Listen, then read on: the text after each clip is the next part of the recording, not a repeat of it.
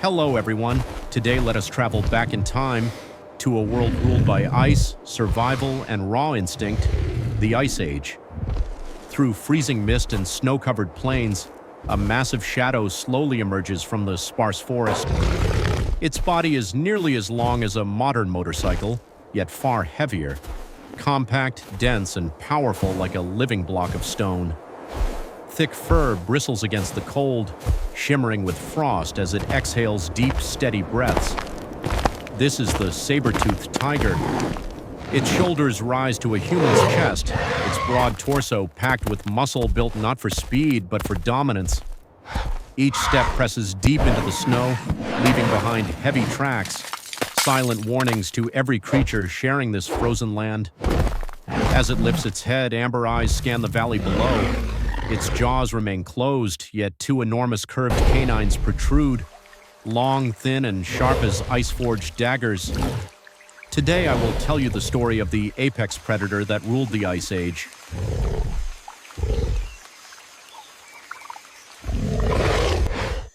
In the Ice Age, strength alone was never enough. The saber-toothed tiger survived through strategy, patience, and ruthless precision. It chose its territory carefully, open woodlands and broken terrain where visibility was limited and ambush was inevitable. There it blended into the landscape, almost disappearing, leaving only its watchful eyes exposed. Unlike modern big cats, the saber-tooth did not chase prey over long distances. Its short, powerful legs were built to end a hunt instantly. It waited, sometimes for minutes, sometimes for hours. When the prey stepped too close, alone, distracted, vulnerable, the attack began. With explosive force, the saber-tooth lunged forward. Its massive forelimbs slammed the prey to the ground. Then came the killing bite, not crushing, but perfectly placed. Two long canines pierced the throat, severing vital arteries. The hunt ended before the prey truly understood what had happened. Fossil evidence suggests many saber-toothed tigers survived serious injuries, implying they may have lived in small social groups, helping one another survive. If true, this predator was not just powerful, it was organized. Its prey included giant elk, ancient bison, ground sloths, and even young mammoths. Every hunt was a gamble with death, and yet it had enemies. Dire wolves hunted in numbers. Short-faced bears towered over it, able to claim kills without a fight. Cave lions, faster, taller, challenged it for territory. But the most dangerous enemy had no claws, no fangs. Humans.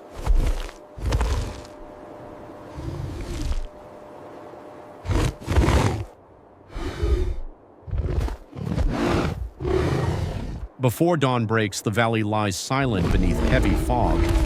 Hidden beneath frost-covered brush, the saber-toothed tiger waits. Ahead, a young mammoth strays from the herd. One step, two steps, then explosion. The saber-tooth bursts forward like an avalanche. The ground shakes beneath its weight. Powerful forelimbs pin the prey down. Its jaws open impossibly wide. Twin canines flash, then sink deep into the mammoth's throat. Blood steams in the cold air. Seconds later, silence returns. The saber-toothed tiger rises, blood and snow clinging to its fur. It lifts its head and releases a deep, thunderous roar. Not a challenge, but a declaration. This land belongs to the ruler of the Ice Age.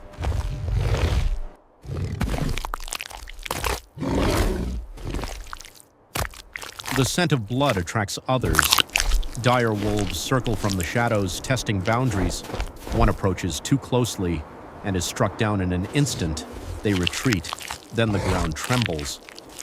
A short-faced bear emerges, massive, silent, overwhelming. No roar, no threat, just presence. The saber-tooth steps back, not in fear, but in wisdom. Later, beneath moonlight, it faces its most equal rival, the cave lion. They circle, claws scrape ice, bodies collide. A flash of fangs, a slash of claws. Neither wins, but territory is remembered.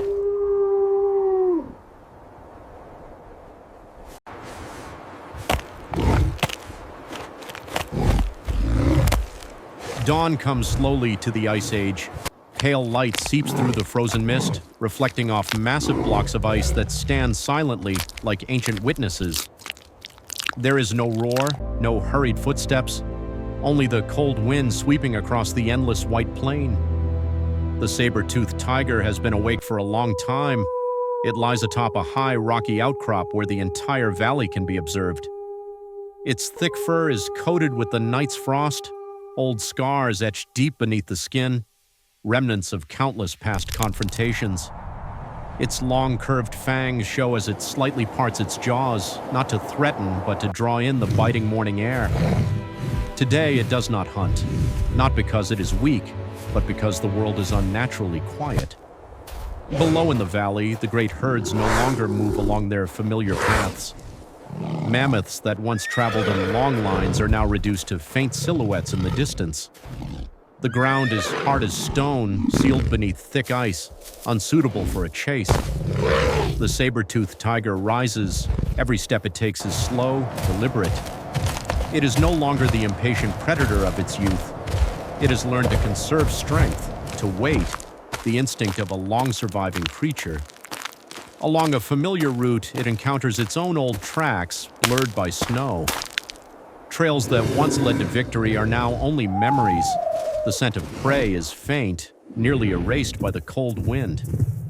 At the edge of the plain, a pack of snow wolves appears. They do not approach. They do not provoke. They stand still, understanding that the creature before them, even if it does not hunt today, remains a danger not worth testing. The saber-toothed tiger watches them for a moment, then turns away. It has nothing to prove. By midday, the sun climbs high but brings no warmth. Light glinting off the ice makes the world seem frozen in time.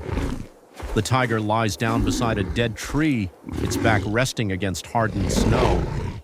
For the first time in a very long while, it rests with an empty belly. No worry, no panic. Only the quiet acceptance of a being long accustomed to nature's harsh laws. As evening falls, the sky shifts to a leaden gray. In the distance, faint orange glimmers appear. Fire. An unfamiliar scent of smoke drifts in with the wind. The saber-toothed tiger lifts its head, ears twitching slightly. Humans, they are not close, but with each winter they are coming closer. It rises and gazes toward the changing horizon. No roar, no sign of fear.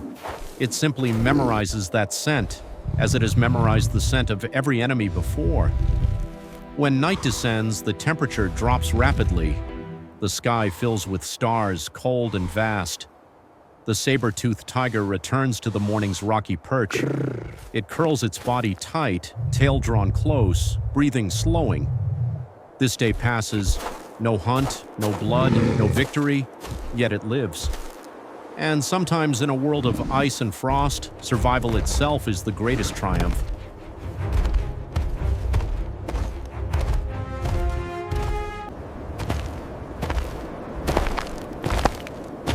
When the roars fade, the Ice Age grows quiet again.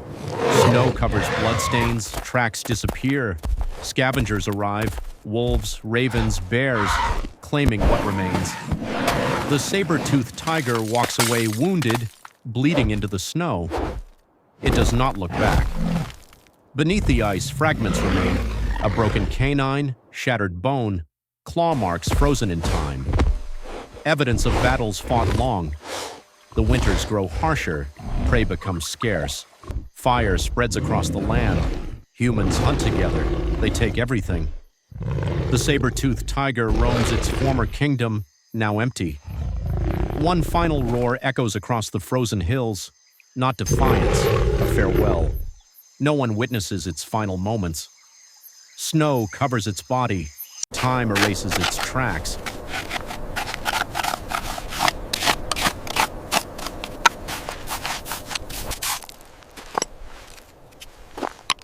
Thousands of years later, humans uncover massive skulls, impossible jaws, curved canines, relics of an ancient ruler. From these bones, we reconstruct the story, not just of extinction, but of balance. The saber-toothed tiger was not merely a predator, it was a force that shaped an entire ecosystem. And when we stand before its fossils today, we are reminded of a simple truth. Even the mightiest rulers cannot defeat time.